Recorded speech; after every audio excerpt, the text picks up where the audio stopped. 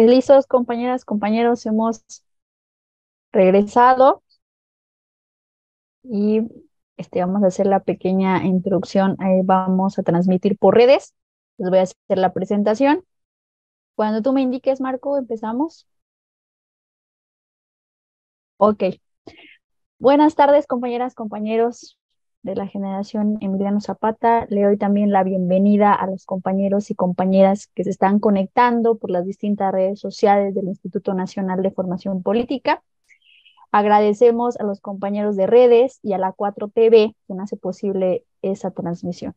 Sean bienvenidos a esta quinta capacitación del Diplomado de Inducción al Buen Gobierno. Reciban un saludo de todo el equipo, también de nuestra líder de Buen Gobierno, la compañera Diana Paniagua, y también de nuestro encargado de formación política, el compañero Rafael Barajas, quien como siempre agradece y felicita su compromiso con la formación política. Recordemos que el día de hoy el objetivo de nuestra capacitación es pues conocer las experiencias de los gobiernos progresistas en el ámbito municipal, estatal o federal de nuestra América y el diseño de la implementación de estas políticas en los distintos países de la hermana América Latina. Entonces, el día de hoy, pues tenemos un invitado especial que nos acompaña, el compañero Luis Suárez Dulci, exministro, jefe de la Secretaría General de la Presidencia de Brasil. Bienvenido, compañero. Antes de cederle la palabra, me permitiré leer una breve semblanza del compañero. El compañero Luis Suárez Dulci fue uno de los creadores del PT y redactor de su manifiesto fundacional. Fue el primer secretario nacional de organización del partido, donde ocupó varios cargos, incluido el de secretario general.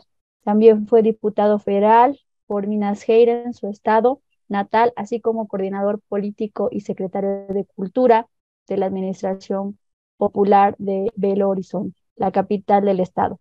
Formó parte de la dirección de todas las campañas presidenciales de Lula y fue ministro de la Secretaría General de la Presidencia de la República en los dos primeros gobiernos del PT del año 2003 al año 2010. Actualmente es vicepresidente nacional del PT y el día de hoy nos vendrá a hablar sobre el combate a la pobreza en el gobierno del PT. Adelante, compañero Luis, es un gusto tenerlo por aquí. Le cedo la palabra. Buenas tardes, no sé si ya es así que se dice en México. En Brasil sería por el horario. Para mí es un gusto grande estar participando con ustedes en nombre del PT y también en mi nombre personal. Agradezco la invitación para participar de esta actividad y nosotros tenemos mucha satisfacción con el incremento, el aumento del diálogo, del intercambio que en los años recientes está aconteciendo entre el Morena y el PT, y ese intercambio de informaciones. Para nosotros es muy útil conocer mejor la experiencia de ustedes, tanto como partido como la experiencia de gobierno de la Cuarta Transformación, y esperamos que tenga también alguna utilidad, ¿no? Una presentación de nuestra experiencia, en ese caso, sobre el combate a la pobreza, el hambre, ¿no? Entonces, tengo mucho gusto en participar con ustedes y cuando no sé si ya sigo o espero una orientación. No, adelante, compañero Luis. No sé si va a compartir algún material, alguna presentación No, o... Ah, muy no, bien. Adelante, ¿no? Es suyo el sí. espacio. Ya puede Bueno, comenzar. pido desculpas por la rinitis alérgica y esa voz ronca, que mi voz no es una belleza, mas es un poco mejor, mas con la rinitis estoy. Y también por las limitaciones lingüísticas. esse portunhol, mas eu penso que seja aceitável para estabelecer um diálogo, ¿no? Bueno, nosotros sempre, incluso antes de Lula chegar a su primer gobierno, ¿no? Chegou à presidência da República em el año 2003. Incluso antes disso, quando estávamos em la oposição, haciendo oposição, haciendo luta política democrática, transformadora, luta social também, e elaboração programática com vistas ao futuro, quando, né, fôramos governo, já pensávamos que o combate à pobreza deveria ser uma das prioridades máximas de nosso governo, de la presidência de Lula, quando chegara ao Palácio del Planalto, como se diz em Brasil. Mas em ao menos dois níveis, nós pensávamos que para garantizar um combate efetivo à pobreza, seria necessário retomar o desenvolvimento econômico e social do país. E não seria possível realizar um combate efetivo e sostenível, né, por décadas, e não apenas por meses ou anos, a pobreza e ao hambre, sem que o país volviera a desenvolver-se. Isso seria uma coisa fundamental. Sem crescimento econômico por vários anos, por um período largo de nossa história, e sem uma série de outras características do desenvolvimento social, né? Sem essas duas coisas, não seria possível fazer um combate efetivo à pobreza e ao hambre. Há companheiros e companheiras no Brasil que diziam que uma coisa não estava na dependência da outra, mas nós outros, a amplíssima maioria do PT, sempre pensamos que políticas específicas de combate à pobreza que não estuvieran vinculadas a desenvolvimento, né, econômico, social, cultural, ambiental, etc., do Brasil, seriam políticas justas, eticamente significativas, mas sem, digamos, sem durabilidade, sem verdadeira transcendência histórica. Poderiam ser superadas por governos de direita, poderiam ser, tendriam efeito limitado. Então, a primeira coisa que sempre pensamos era isso, né? Que os programas, as políticas públicas específicas de combate à pobreza são necessárias, e ao hambre também são absolutamente necessárias, mas devem estar vinculadas com outras políticas públicas também, governamentais, que não são especificamente de combate à pobreza, mas têm uma consequência importante nesse sentido. Por exemplo, as políticas que generam emprego, ocupação. Por exemplo, as políticas que fortalecem a agricultura familiar, que, em el caso brasileiro, 80% de tudo que se consome na mesa, né, de todos os alimentos que se consomem internamente, 80% são produzidos por agricultura familiar. O agribusiness, o agronegócio, é quase que inteiramente voltado para a exportação. Então, como é vital ampliar a capacidade de consumo del pueblo pobre. Uma grande parte dessa capacidade de consumo é para consumir alimentos, né? Para melhorar as condições alimentares da população. Sim, mas para isso é necessário ampliar a produção de alimentos e favorecendo o que nós chamamos de pequena agricultura ou agricultura familiar. Então, uma política de valorização produtiva e social da agricultura familiar, que não parece ter, à primeira vista, uma ligação tão direta com o combate à pobreza, em el caso brasileiro, é imprescindível. E se pensamos em el combate ao hambre, mais todavia, porque, né, é preciso fornecer alimentos. Bem, então, a primeira coisa, a primeira ideia general nossa sempre foi essa, que o combate à pobreza, e por lo que he leído e tenho tentado compreender de las políticas mexicanas, de la cuarta transformação, a compreensão é mais ou menos a mesma, não? Que o combate à pobreza deve ser parte de um projeto global de desenvolvimento sustentável do país, e não apenas uma política como proponia, por exemplo, o Banco Mundial.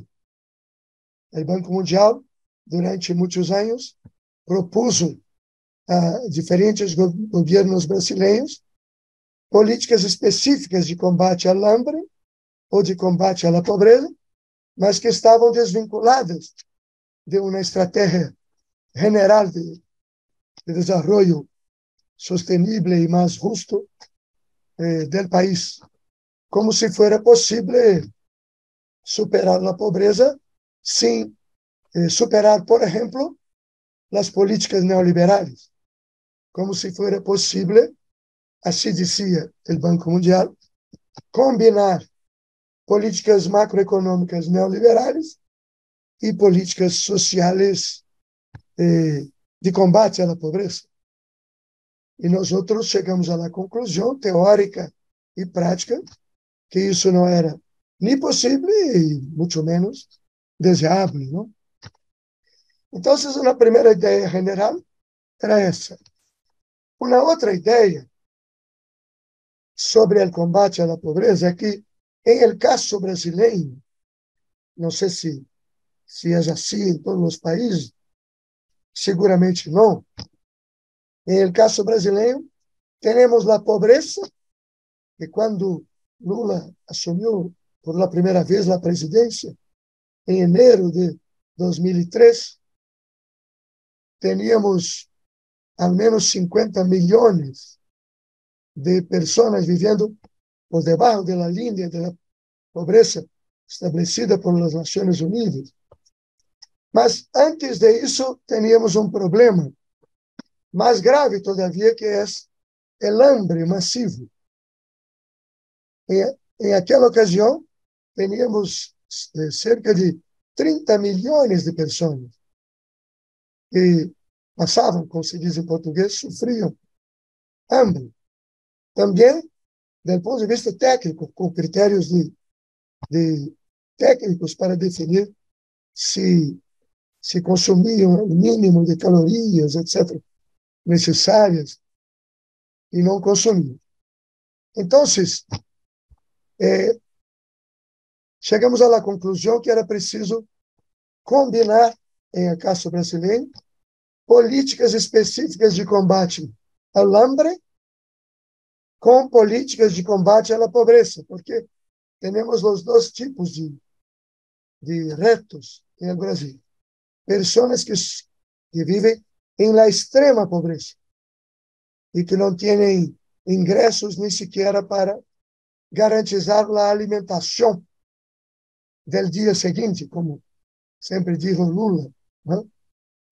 As famílias que vão a dormir à noite sem saber se os filhos terão ao menos o pão no dia seguinte.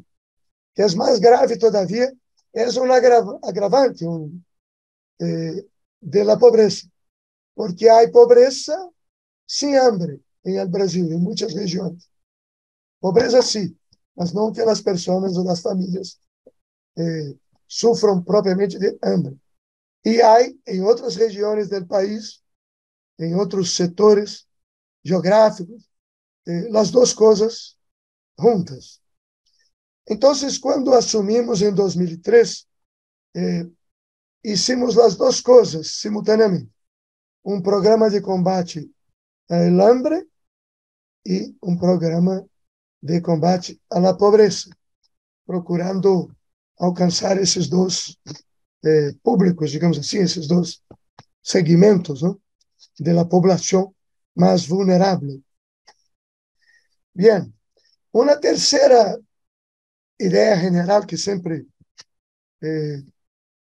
levamos em conta para pensar o combate à pobreza é que esse processo deveria ser o menos paternalista possível, o menos vertical possível, com a maior participação de los beneficiários de essas políticas que se pudesse conseguir.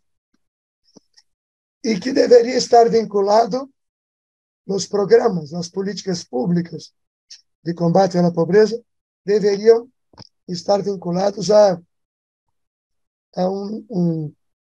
uma valorização cidadã das pessoas pobres e das famílias.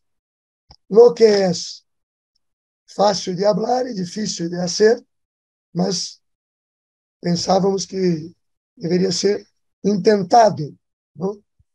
Que, por exemplo, as famílias beneficiadas por los programas de transferência de ingressos, transferência de renda, não sei se habla assim em espanhol, né? Que deveriam ter também alguma forma de organização, de associação de los interessados, etc. Né? Que, bem, então, algumas ideias generais que estou apresentando, sim, com dificuldades aqui de vocabulário e tudo, mas espero que se compreenda.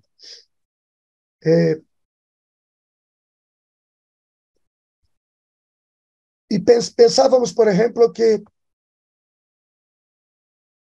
deveria haver programas de transferência direta de ingressos. Setores, incluso da esquerda brasileira, eram críticos desse tipo de programas. Diziam que eram transferência direta de recursos financeiros, transferências diretas de valores financeiros, eram duramente criticados por agências internacionais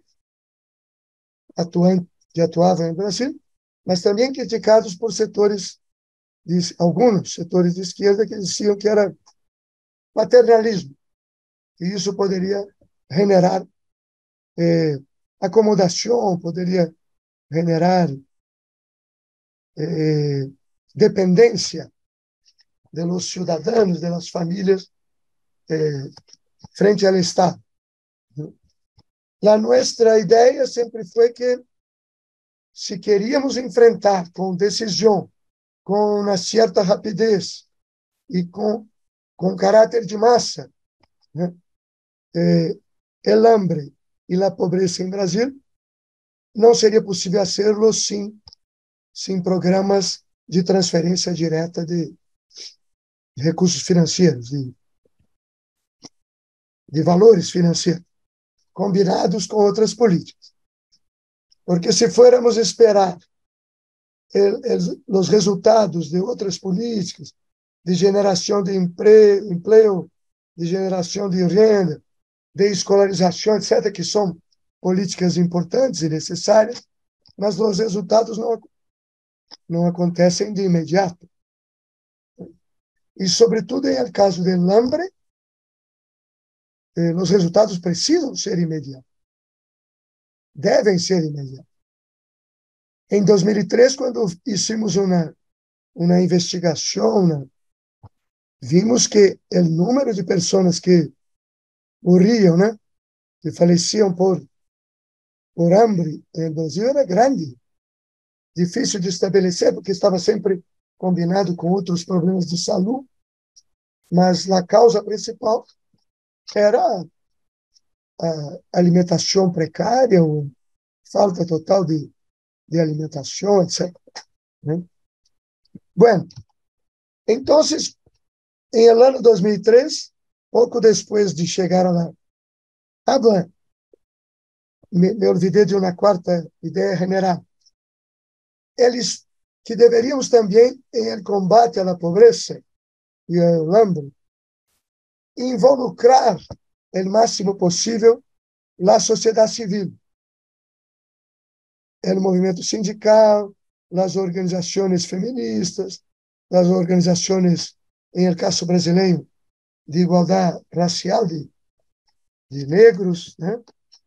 E também, em la medida do possível, as entidades, sobretudo na Igreja Católica, que trabalhavam com a solidariedade social em el Brasil, em uma perspectiva mais ou menos assistencialista, mas que sempre haviam se dedicado com muito vigor e com muito sentido ético, né, a assistir a los pobres, a prestar solidariedade a los pobres, a levar alimentos a las famílias com carência alimentar. Então,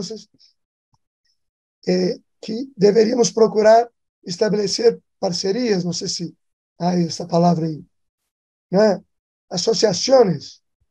Por exemplo, há em el Brasil uma entidade que deve haver em México também, se chama Sociedade São Vicente de Paulo. É uma entidade da Igreja Católica, que em el Brasil tem 250.000 associados.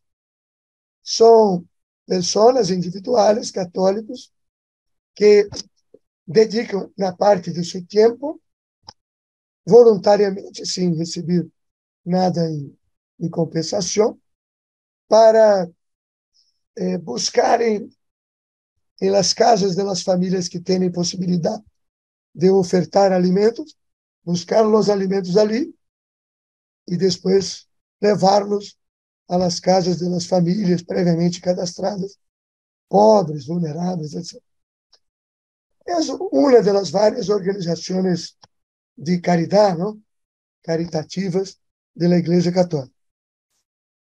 Nossa orientação era de tentar estabelecer parceria, trabalho conjunto com essas entidades.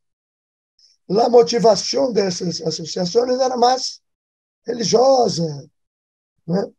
Menos política, mas nós outros pensávamos que involucrar a sociedade não a ser solo.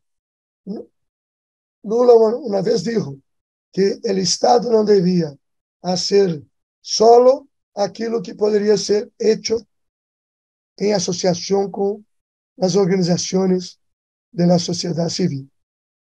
Incluso organizações que não teriam tanta, digamos, um pensamento político tão avançado, mas que teriam muita sensibilidade social, etc. Então, esse era nosso espírito quando, em el início do ano 2003, em el primeiro, no Brasil, cada mandato presidencial é de 4 anos, não? E é possível uma reeleição. Lula governou de 2003 a 2007, foi reeleito de 2007 a 2010, depois não podia mais apresentar-se. Apresentamos a la companheira Dilma, que governou 5 anos, porque foi destituída com um golpe de Estado, etc., como vocês conhecem certamente. Bueno, empezamos então a ser aquilo que Lula, que nós outros em sua equipe de então, né, chamamos de uma política nacional de combate à pobreza. Desde o início também, hacíamos o esforço para nos associarmos a los gobiernos estaduales provinciais, como se diz em Argentina, e no Brasil se chama estaduais, creio que em México também, né? E também com os governos municipais.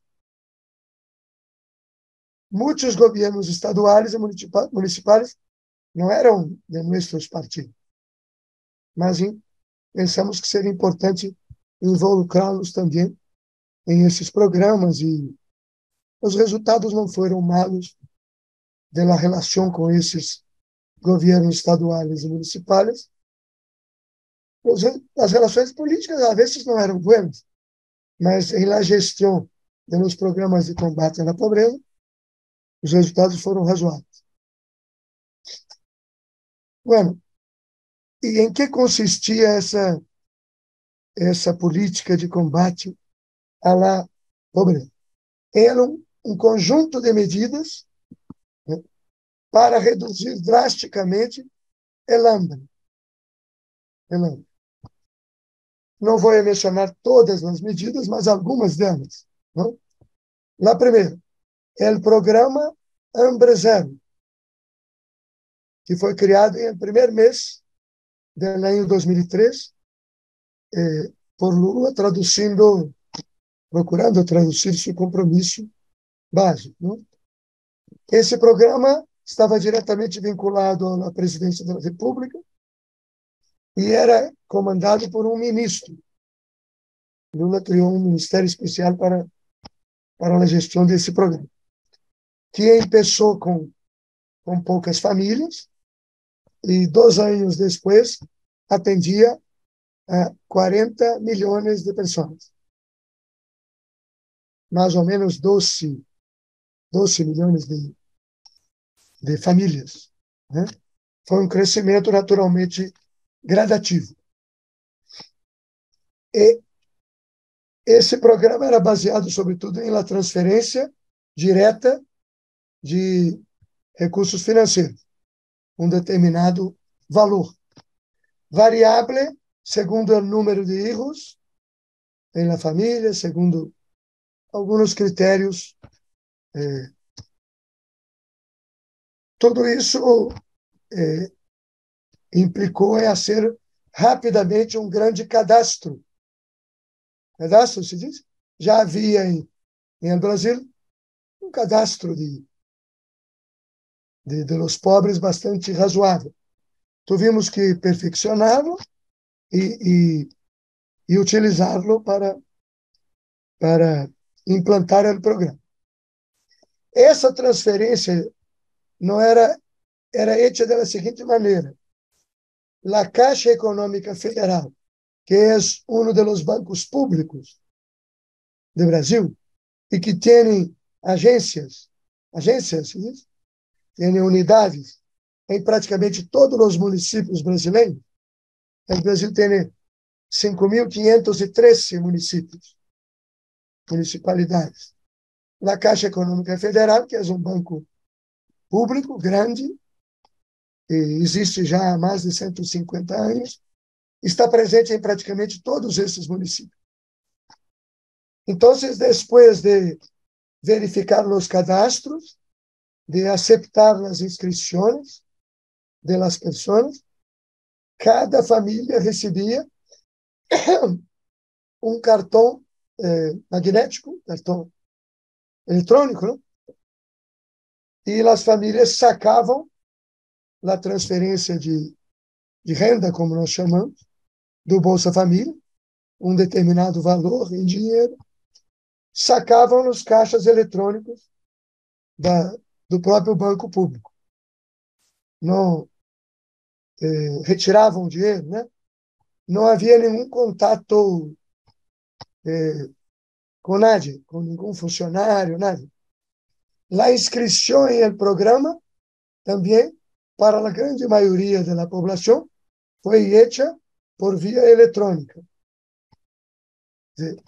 Nós aproveitamos os sistemas eletrônicos, sobretudo de los 2 bancos públicos maiores do Brasil, a Caixa Econômica e o Banco do Brasil, que têm presença em quase todas as cidades, incluso muito pequenas, e têm sua rede eletrônica eficiente, bastante avançada. Tudo. Então, utilizamos isso tanto para a população fazer seu cadastramento, né? Inscrever-se no programa, adquirir o direito de receber a transferência de ingressos, quanto para o ato físico. Com isso, conseguimos diminuir bastante a intermediação clientelística. Não sei se existe essa palavra, estou usando uma palavra. Na intermediação política, porque se as famílias em las pequenas cidades, né, não tivessem formas práticas, diretas, de receber sua transferência em caixa eletrônico, em caixa eletrônico do banco, se tivessem que passar por estruturas administrativas, estruturas de las municipalidades, né, em sua maioria com governos de direita, governos locais de direita, isso poderia criar uma mediação negativa, política, etc., que conseguimos quase sempre evitar, porque o cadastro era hecho por el gobierno federal, por vía electrónica, né? As tarjetas eletrônicas bancárias eram usadas diretamente por las famílias beneficiárias. Então, a mediação de los municípios era mais de gestão, de fiscalização, etc. Os titulares, né? Nós outros chamamos de prefeitos. Em Uruguai e Argentina se chamam de alcaides. Não sei como se chama em México, os governantes locais. Nós outros não queríamos transferir essa, digamos, o poder de definir quem poderia participar, quem não poderia do programa, porque critérios políticos poderiam acabar interferindo com os critérios técnicos. Mas eu devo dizer que, incluso as municipalidades administradas por partidos de oposição, em esse programa tiveram quase sempre uma atitude buena, adequada, sem maiores problemas. Bueno, para as famílias terem o direito de receber essa transferência direta de ingressos, os hijos obrigatoriamente teriam que estar em la escola pública. Era um pré-requisito, como se chama em português, uma exigência prévia.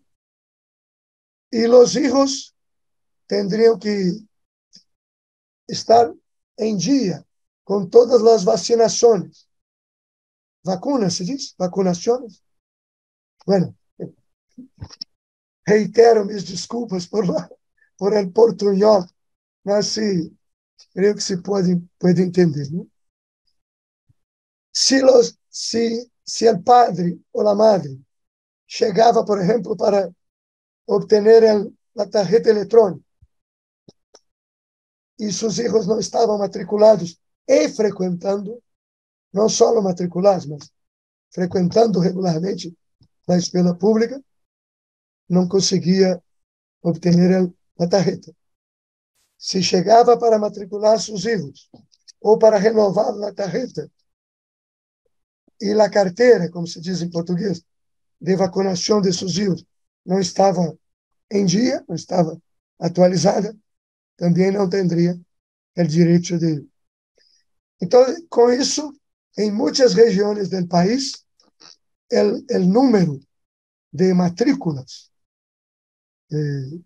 cresceu bastante e diminuiu bastante também, se reduziu bastante a chamada evasão escolar. A evasão, sobretudo nas regiões agrícolas, porque os padres, as madres, a vezes sacavam os filhos da escola para hacer outras atividades rurais, etc. E com isso, os filhos perdiam, não? 3 meses sem estudar, praticamente invalidava o ano escolar como um todo. Bueno, um outro aspecto que me gostaria de compartilhar com vocês desse programa, o programa Hambre Zero, né? que com 2 anos de funcionamento tendria um pressuposto maior, bem maior, de lo que de vários ministérios no Brasil. Não era um ministério, tendria um ministro como su gestor, mas o pressuposto era imenso e sigue sendo imenso, né? E nós outros começamos a implantar esse programa e o responsável por la família para ter em suas mãos a tarjeta eletrônica poderia ser a madre ou o padre, né? A família que essa decisão cabia à família. Depois de mais ou menos 6, 7 meses, nós outros descobrimos que o melhor era que as mulheres da família tivessem digamos, a posse, a titularidade. E não foi uma discussão teórica, uma discussão como se fosse uma política afirmativa de gênero. Não. É porque quando esse dinheiro estava em la mano das madres, e isso foi verificado praticamente com acompanhamento de meses, de centenas de madres e padres, quando eram as madres a ter o dinheiro, esse dinheiro era gasto com comida, com roupas escolares, com material escolar simples, com coisas essenciais. Quando eram os homens, não todos, mas muitos, uma parte grande do dinheiro não chegava a los hijos. Era gasto ou com bebidas, ou com outras coisas personais de los padres. Então, para nós outros foi uma surpresa, porque, né, em muitos casos eram padres que tinham trabalhado muitos anos, depois ficaram desempregados, pessoas que faziam pequenos trabalhos, pequenos concertos e tudo, né, trabalho informal, pessoas que temiam, que contribuíam de algum modo para a vida familiar, para o pressuposto, digamos assim, familiar. Mas com o dinheiro de Bolsa Família, não. Então, hasta hoje, desde 2003 hasta hoje, o programa Bolsa Família, a transferência é hecha para as mulheres. Uma parte das mulheres são madres que vivem solo, são chefes, né, jefes da família, não têm maridos, não, e mantêm solas a família. 25% das famílias brasileiras já têm solo a madre como jefe, como responsável, né? Como provedora, como se diz em alguns. Mas, incluso quando eram marido e mulher, né? Um casal, incluso assim, as mulheres passaram a ser as destinatárias do dinheiro da Bolsa Família, com consequências muito variáveis. Para os filhos, consequências quase sempre positivas.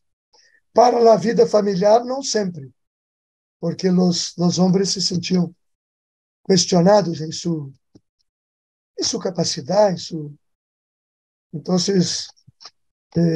é coisa que tivemos muitas teses, muitas investigações acadêmicas em Brasil sobre o impacto de esa situación en la vida conjugal, en la vida de las familias de la extrema pobreza. Porque, diz, por ejemplo, en una ciudad de 10.000 habitantes, con una única agencia bancaria, históricamente, el hombre, el marido, que ia al banco. A mulher, não. Historicamente, era o marido que tinha conta bancária. A mulher, muitas vezes, não, porque não tinha. E, de repente, todas as mulheres passaram a ter contas bancárias.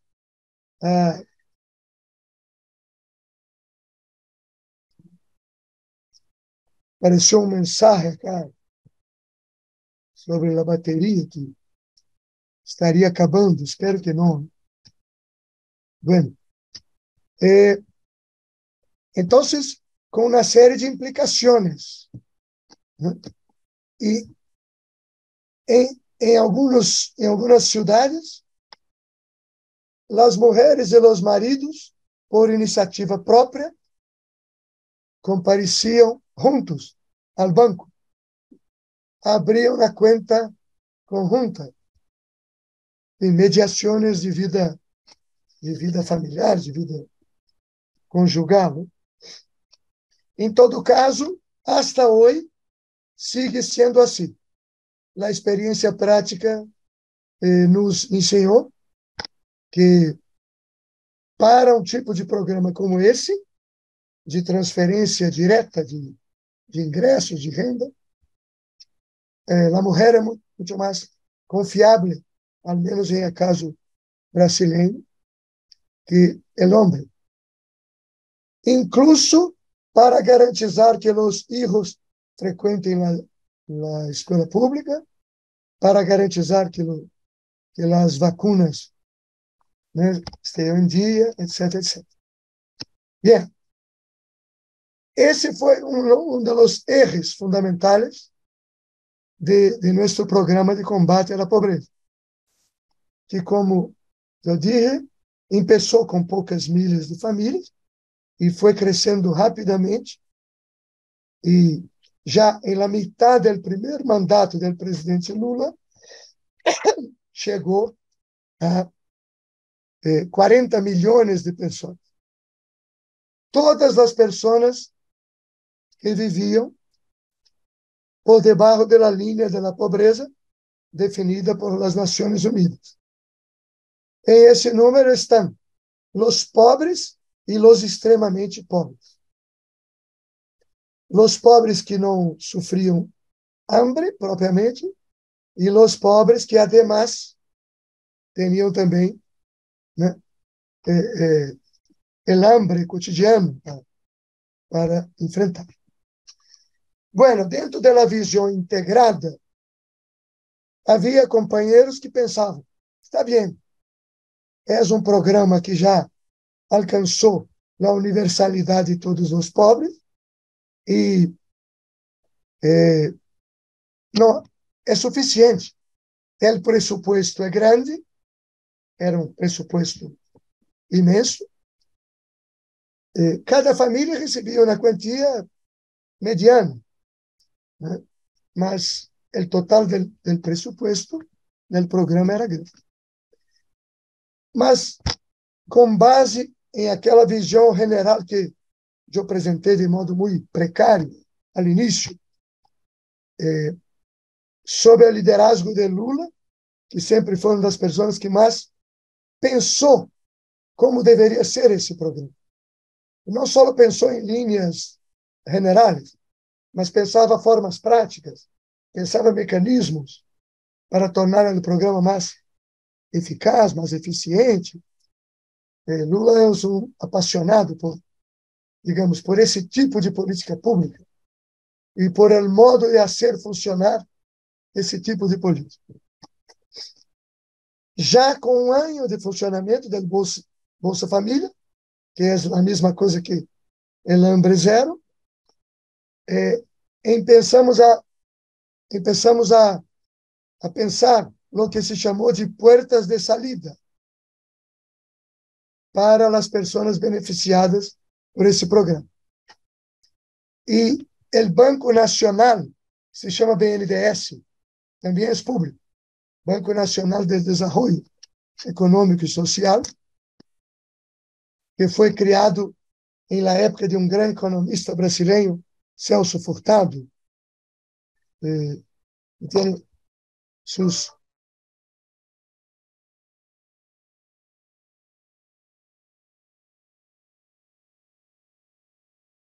Parece que sí se le apagó la computadora al compañero.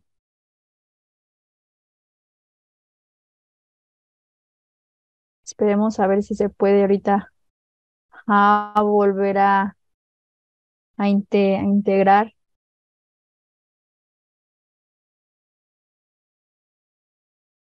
Sí, había comentado que le había aparecido un letrero ahí de que se le había terminado su batería, pero no le hizo mucho caso y se cortó.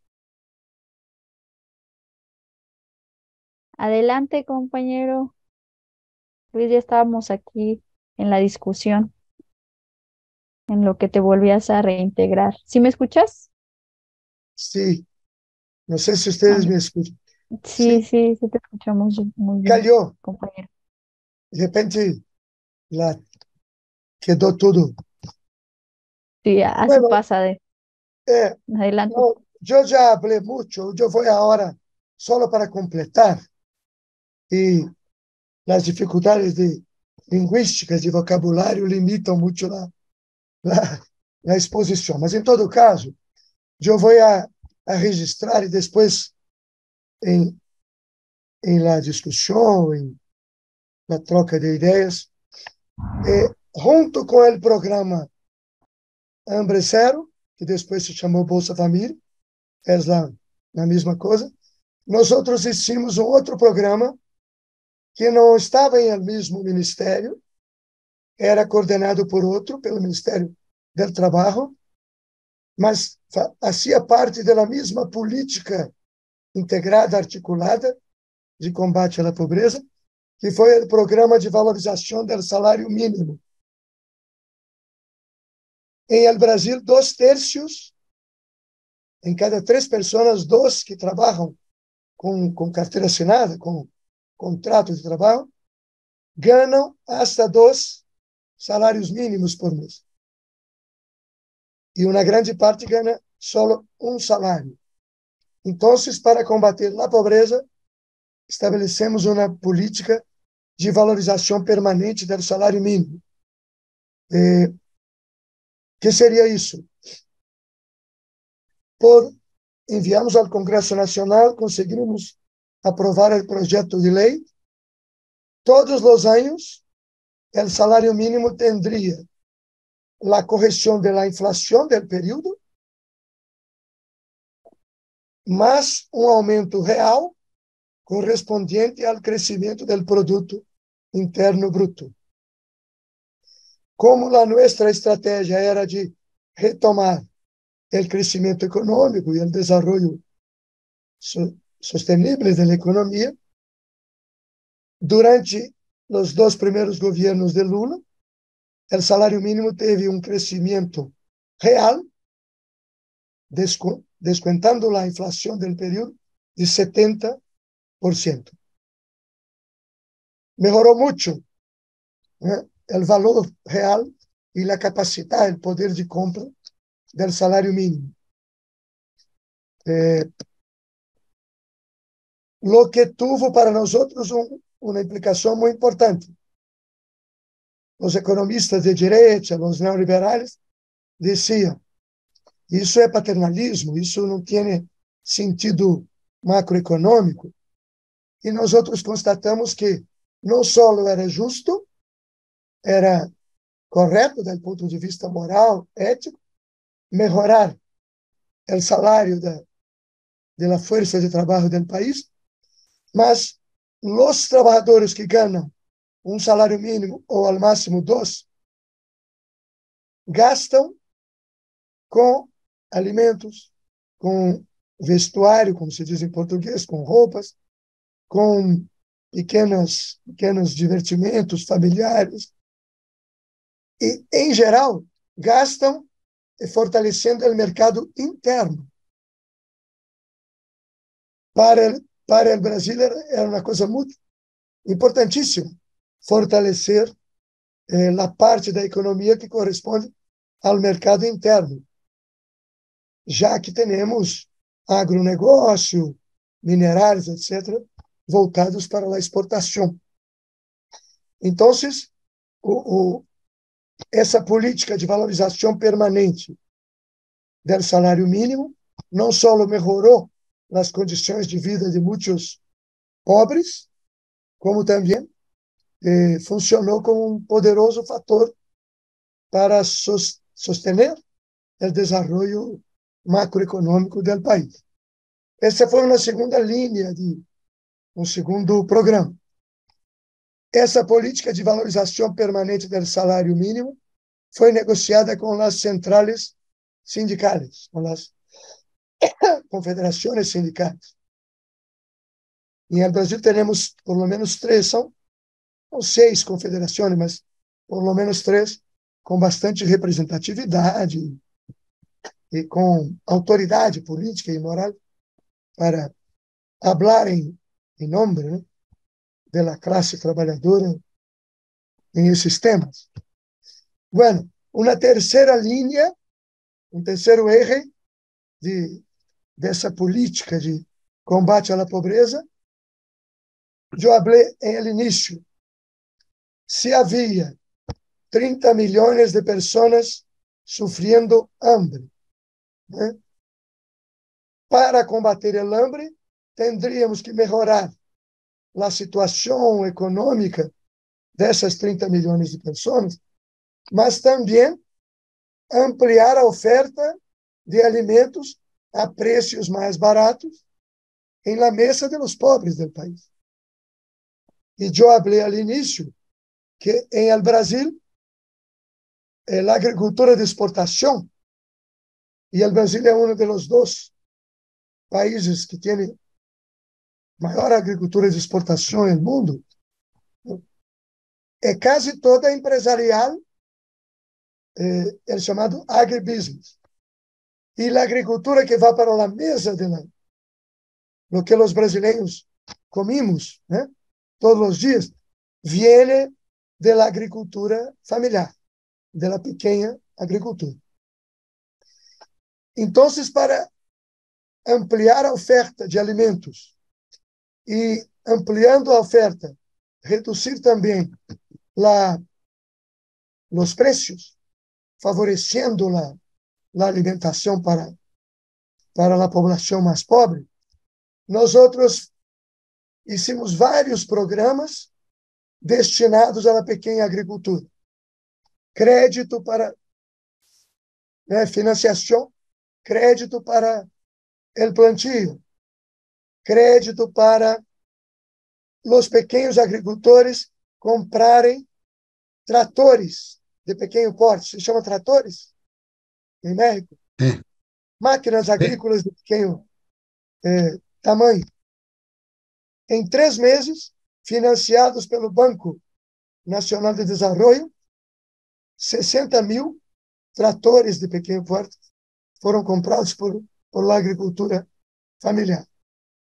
Um outro crédito para, não sei como se chama em espanhol, para italiano é magazinagem, em português é armazenamento, depois de produzido o produto agrícola, antes de ser enviado para o consumo, há que arreglar. Bodegas. Sim. Bodegas para nós outros são de vinho, são de cachaça, mas bodegas para a produção. O governo financiava o plantio, financiava a compra de semilhas, financiava as bodegas para guardar os produtos e evitar que muita coisa se perdesse. Financiamento para o transporte, né, para evitar os chamados atravessadores. Em Brasil, os intermediários que davam com a maior parte da produção. E hicimos também uma coisa que sigue hasta hoje, e eu que fui professor de portuguesa e na escola fundamental brasileira, considero quase uma revolução. Lula propôs uma lei, que foi aprovada, que 30% de toda a alimentação escolar brasileira deve, por lo menos 30%, deve ser comprada obrigatoriamente da agricultura familiar, local ou regional. Se estamos em el estado de Rio Grande do Sul, toda a rede de escolas públicas de Rio Grande do Sul, para a alimentação escolar, deve comprar os produtos da agricultura familiar de aquela região, por lo menos 30%.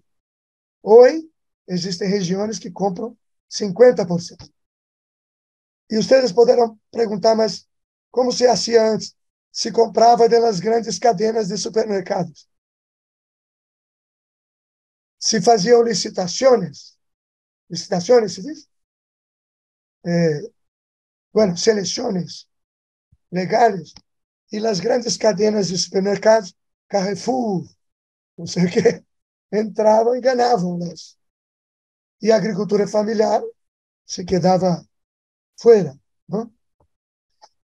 Bueno, para que vocês tenham uma ideia, essas políticas para valorizar a agricultura familiar hicieron com que em 4, 5, ao máximo 6 anos de governos nossos,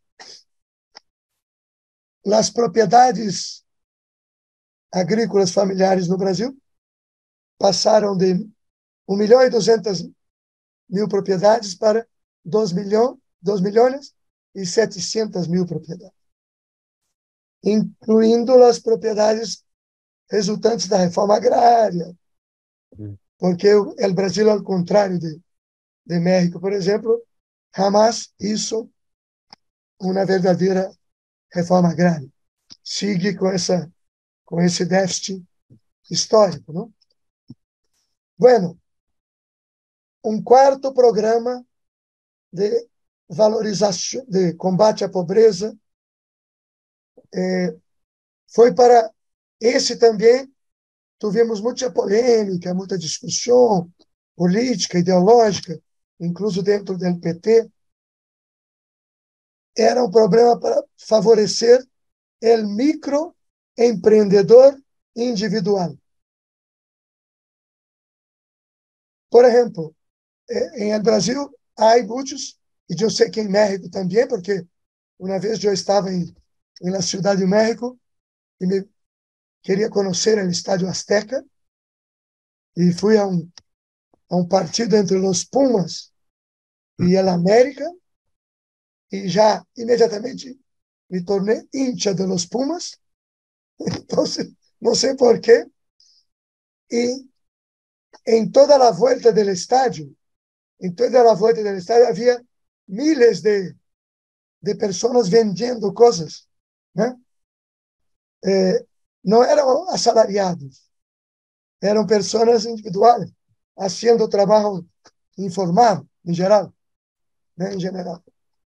Bueno, criamos um programa, enviamos ao Congresso Nacional um projeto de lei que se transformou em el Estatuto del Microempreendedor Individual, com linhas de crédito para que as pessoas pudessem comprar seus carritos, suas pequenas barracas, né, enfim, sua infraestrutura.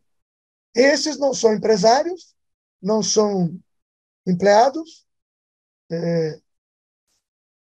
e isso funcionou muito como uma espécie de porta de salida de los programas de transferência direta e vimos muitas mulheres criando e a vezes crescendo, se tornando microempresárias, se tornando pequenas proprietárias de negócios, a vezes que cresciam, que ganhavam força, não? Então, uma outra linha, em um determinado momento, hoje eu não sei o número exato, mas em um determinado momento, o Banco do Brasil estava tinha préstamos para 2.500.000 pessoas que se enquadravam nessa tipologia de microempreendedores individuais. Alguns companheiros criticavam, dizendo que era na visão que deveríamos favorecer as cooperativas, deveríamos favorecer as associações de propriedade coletiva, que também criamos linhas de crédito para isso e tudo, que não deveríamos trabalhar em uma mentalidade de empreendedorismo, né? Mas a verdade é que a economia informal em Brasil é imensa. O cálculo é que há por lo menos 50 milhões de pessoas, em um total de 210 milhões, que vivem em la economia informal. E seguirão vivendo, porque com as novas tecnologias, com tanta coisa que não é fácil. Mesmo quando se consiga, aun quando se consiga retomar o crescimento da economia, generar novos puestos de trabalho, e durante os 8 anos de Lula, nosso governo generou 20 milhões de novos puestos de trabalho formal, mas sigue sendo insuficiente para dar uma resposta criativa e imediata a los milhões, 50 milhões, dizem os uruguaios e argentinos, né? Ustedes não falam assim. Então, criamos esse programa que é muito valorizado, muito. Por exemplo, em toda a região nordestina do Brasil, os serviços turísticos em las playas são serviços informais, né? E essas pessoas não tinham acesso a crédito, não tinham nenhuma possibilidade de apoio do poder público e passaram a ter, né? A outra coisa que eu falei já é a criação de empregos. Também, vocês sabem que também há um grande debate na esquerda, em todo o mundo, sobre políticas específicas de criação de empregos. Há determinados economistas, incluso da esquerda, que são contrários a esse tipo de política. Havia um ou outro também dentro do PT, mas prevaleceu democraticamente uma visão maioritária, amplamente maioritária, que não só é possível, como é necessário o Estado ter para combater a pobreza, né? Não tanto a extrema pobreza, mas a pobreza, ter políticas específicas de criação de emprego. Por exemplo, vocês sabem também, o melhor que eu, que para que o governo nacional pode fomentar diferentes setores econômicos, né, com o objetivo de fazer crescer a economia. Pode ser setores de punta tecnológica, setores de um tipo, de outro, etc., né? Nós outros optamos por fomentar, com vistas ao crescimento da economia, setores que generavam mais empregos. A construção civil, por exemplo. Lula criou, em aquele momento, um programa que se chama Minha Casa, Minha Vida, Mi Casa, Mi Vida, né? Para reduzir o déficit habitacional brasileiro, que é tremendo, com financiação pública para a aquisição de los apartamentos, de las pequenas casas, durante muitos anos, com prestações mensuais, não? Bueno, esse programa de construção de casas populares em todo o país não solamente ajudou muito, foram construídas 4 milhões de casas populares, só no primeiro governo de Lula. E, ao mesmo tempo, como a construção civil é um setor que emprega muito e emprega uma mão de obra menos qualificada, em geral mais pobre. Então, se nós fomentamos, apoiamos, dinamizamos as políticas de habitação popular, atingimos 2 objetivos: o de melhorar as condições habitacionais de uma parcela imensa, 5 milhões de habitações, são 20 milhões de pessoas que, muitas dessas, viviam nas casas, viviam em favelas, em condições subhumanas de vida. E, ao mesmo tempo, só esse programa, Mi Casa, Mi Vida, criou mais de 1 milhão de empregos para assalariados manuais de baixa qualificação. As empresas construtoras não são públicas. Não é uma estatização da habitação popular. O programa é público, a financiação é pública, a fiscalização é pública. O destinatário, o beneficiário das casas populares é selecionado pelo poder público. A construção é feita por las empresas construtoras que têm capacidade profissional, têm experiência, né, com licitações hechas dentro da lei, etc. E assim também hicimos um outro programa que se chamou Luz para Todos, luz elétrica, né, energia elétrica para todos. O Brasil tinha 8 milhões de habitantes sem energia elétrica. Com efeitos muito negativos. Bem, para a saúde, para a manutenção dos alimentos, né? Não podiam comprar leite porque estragava, se deteriorava. Não podiam produzir certas coisas porque não tinham bodegas nem geladeiras. Os niños não podiam estudar por la noite, não, né, para fazer suas tarefas escolares, né?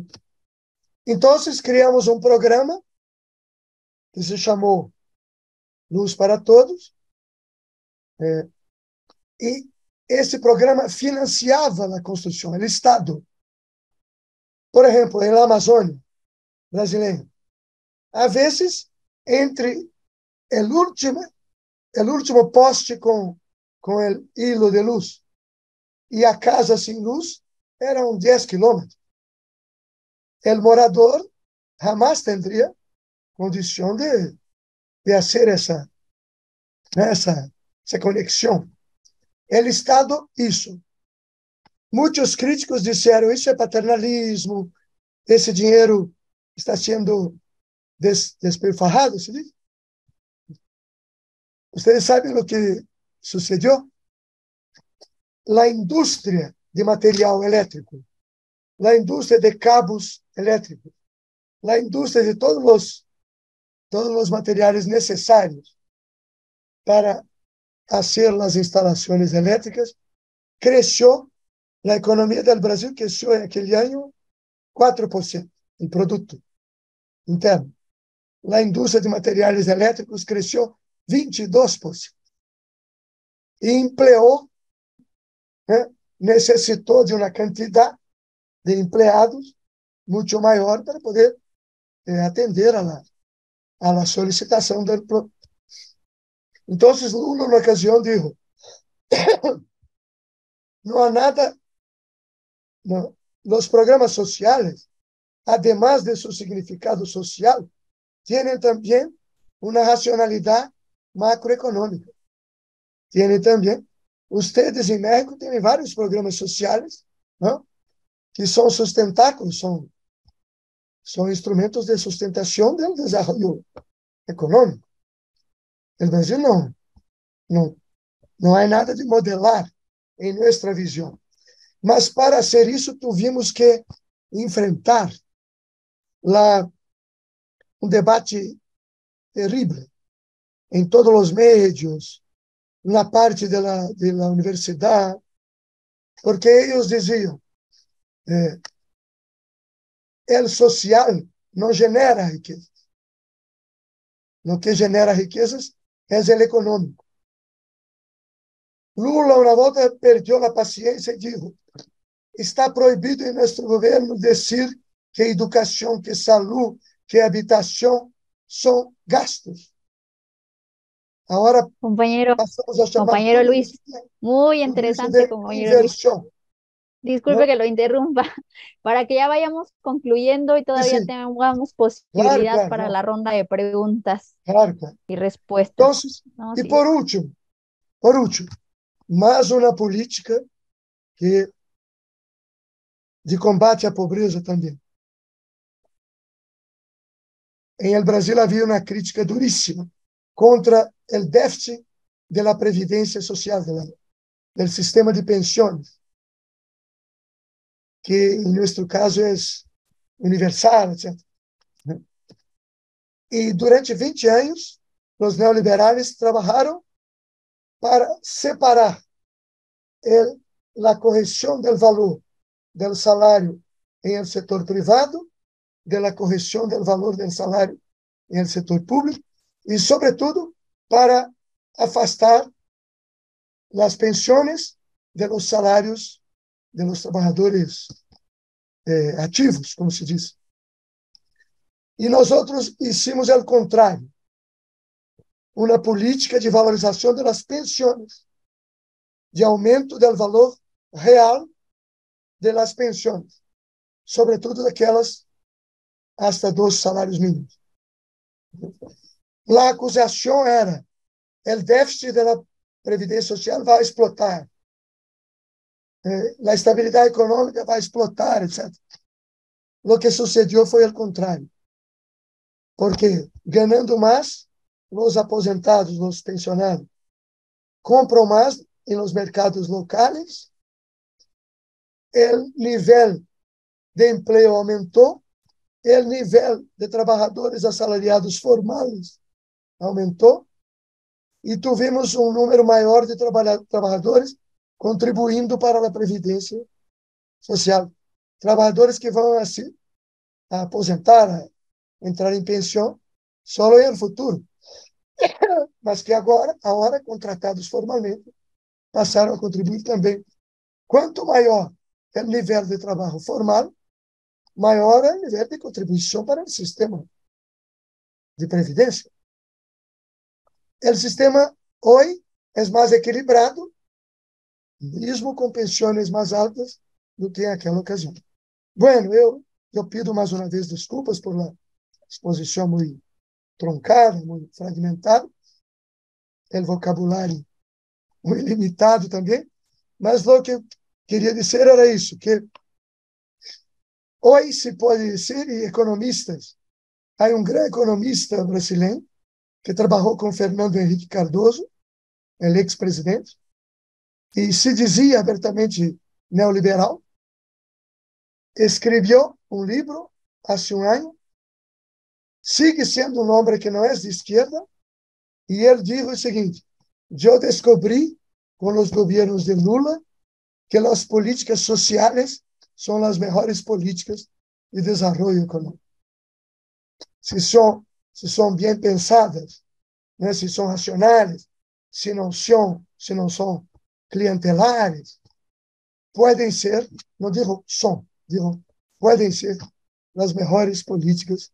E hoje defende a volta dessas políticas, porque vocês sabem que Bolsonaro destruiu quase todas. Não todas, mas quase todas. E as que não destruiu, manipulou de tal maneira que agora estamos tendo que os companheiros que estão no governo estão tendo que, digamos, quase que reestruturá-las, né? No, em el Bolsa Família, foi necessário, em esses 7 meses de terceiro governo Lula, sacar mais de 1 milhão de famílias que não deviam estar ganhando na transferência de ingresso, famílias incluso ricas, coronéis do exército, empresários que ganhavam, não se sabe por quê, tiveram que ser identificados e sacados, e mais de 1 milhão de famílias que tinham direito, tinham necessidade, e os governos de Bolsonaro não aceitou, não as incluiu. Então, estamos reestruturando os programas, né? E há outras políticas de combate à pobreza que poderia falar, sobretudo na área da educação e na área de saúde, na farmácia popular, nas cotas para negros, para pobres, para índios. Mas já falei demasiado, pido uma vez desculpas, se há tempo, estou à disposição para discutir, completar alguma coisa. Graças por la atenção e, sobretudo, por la paciência. Muchas gracias, compañero Luis. Pues muy enriquecedora tu presentación. Quisiéramos poder tener mucho más tiempo para escucharte. Estamos todos muy, muy atentos a todo lo que tienes que decir. Aquí los compañeros comentaban por el chat que te felicitan y además que pues no importa que nos fuéramos tarde, te queríamos seguir escuchando. Queremos también escuchar a las compañeras y compañeros, pues las inquietudes que puedan tener, ¿no? Entonces, pues agradecemos, más que nada vamos a despedir a los compañeros de redes sociales que siguieron esta transmisión. También agradecer a las redes sociales del Instituto Nacional de Formación Política, a la 4TV, que permite pues que esas transmisiones sean accesibles para todos ustedes. Les recordamos que nos quedamos nosotros aquí en el chat para la discusión y pues me despido y agradezco su atención. Les mandamos un fraternal saludo a todo el equipo de Buen Gobierno y hasta la próxima.